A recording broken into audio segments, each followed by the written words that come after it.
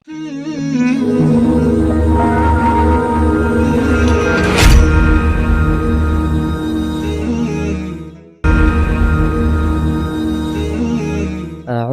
بالله من الشيطان الرجيم.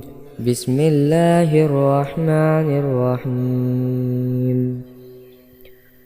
آمن الرسول بما أنزل إليه من ربه والمؤمنون كل آمن بالله وملائكته وكتبه ورسله لا نفرق بين أحد من رسله وقالوا سمعنا وأطعنا غفرانك ربنا وإليك المصير.